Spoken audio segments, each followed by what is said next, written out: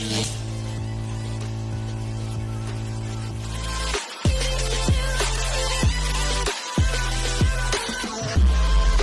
mga broses, nandito ulit tayo sa bangkang ating ginagawa.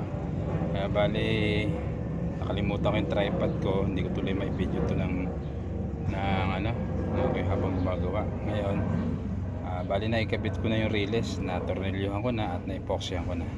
Pakita ko sa inyo. Ayan, bali nalagyan natin ng bolt. Ayan, naikpit na, may epoxy na. Ayan, dito sa purwa.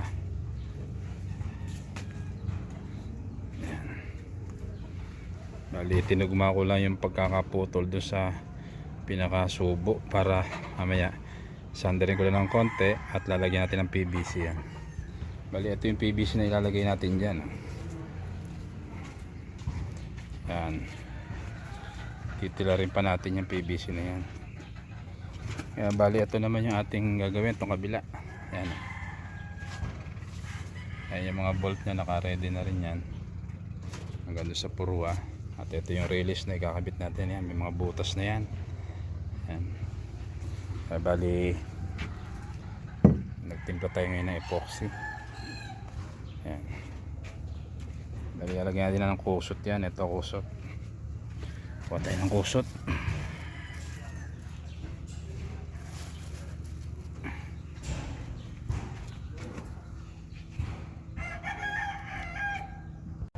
Ayan mga kabroses, at naikabit na natin yung release. Ayan, ito na yung release. Bali ito yung PVC na tinabas natin. Ayan, ito na yung release. Ito ngayon yung PVC na tinilad ko na. Hindi ko mabidyo kasi wala tayong tripod. Ngayon ang gagawin natin dito ay bubutasan natin ngayon yan. Para ikabit naman dito sa release ng PVC na yan. Ayan, ayan na yung kabuuan ng bangka mga process. Ayan mga process, at nagawa na natin yung PVC, nakapako na yan, nakalatag na. Ayan na, tapos natin yung PVC. Ayan. Ayan, bali pasensya na natin na masyado na detalye yung paggagawa natin ng release kasi nga ay wala tayong tripod.